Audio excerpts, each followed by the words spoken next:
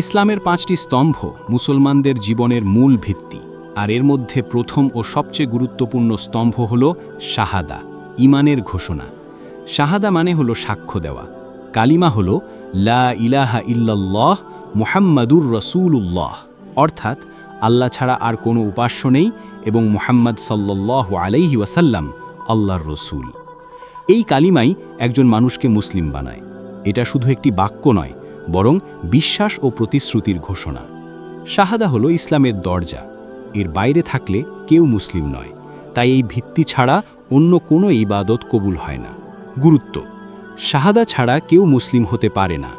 এই ঘোষণা মানুষকে কুফর ও শিরক থেকে মুক্ত করে। মুখে পড়ার পাশাপাশি হৃদয়ে বিশ্বাস ও কর্মে প্রমাণ থাকা জরুরি। রাসূল সাল্লাল্লাহু আলাইহি ওয়াসাল্লাম বলেছেন, ইসলাম 5টি ভিত্তির ওপর প্রতিষ্ঠিত। আল্লাহ ছাড়া আর কোনো উপাস্য নেই এবং মুহাম্মদ সাল্লাল্লাহু আলাইহি ওয়াসাল্লাম আল্লাহর রসূল। এ সাক্ষ্য প্রদান, সালাত কায়েম করা, জাকাত প্রদান করা, হজ পালন করা এবং রমজানের রোজা রাখা। শাহাদা মানুষকে আল্লাহর সাথে সম্পর্কিত করে আর রাসূল সাল্লাল্লাহু আলাইহি ওয়াসাল্লামের অনুসরণের অঙ্গীকার করায়, অর্থাৎ আল্লাহর হুকুম মানা আর রসূলের জীবনধারা অনুসরণ করা। এটাই শাহাদার প্রকৃত অর্থ। শাহাদা শুধু মুখে উচ্চারণ নয়, বরং জীবনের প্রতিটি ক্ষেত্রে এর প্রমাণ দিতে হয়। যদি আমরা বলি আল্লাহ ছাড়া আর কোনো উপাস্য নেই, তাহলে আল্লাহর দেওয়া নিয়মই মানতে হবে। আর যদি বলি মুহাম্মদ সাল্লাল্লাহু আলাইহি ওয়াসাল্লাম আল্লাহর রসূল, তাহলে তার দেখানো পথই অনুসরণ করতে হবে। শাহাদার শিক্ষা: আল্লাহর উপর পূর্ণ বিশ্বাস রাখা, শুধু আল্লাহর ইবাদত করা, রসূল সাল্লাল্লাহু আলাইহি ওয়াসাল্লামের পথ অনুসরণ করা, শিরক, কুফর ও বিদআত থেকে দূরে থাকা। মসজিদের 7টি শর্ত: 1. ইলম, অর্থাৎ কালিমায়ের অর্থ ও তাৎপর্য বুঝে বলা। আল্লাহ বলেন, সুতরাং জেনে রাখো আল্লাহ ছাড়া কোনো উপাস্য নেই। সূরা মুহাম্মদ 4:19। 2. ইয়াকিন, অর্থাৎ কোনো সন্দেহ ছাড়া দৃঢ় বিশ্বাস রাখতে হবে। যে ব্যক্তি লা ইলাহা ইল্লাল্লাহ বলবে এবং এতে সন্দেহ করবে না, সে জান্নাতে প্রবেশ করবে। সহিহ মুসলিম। 3.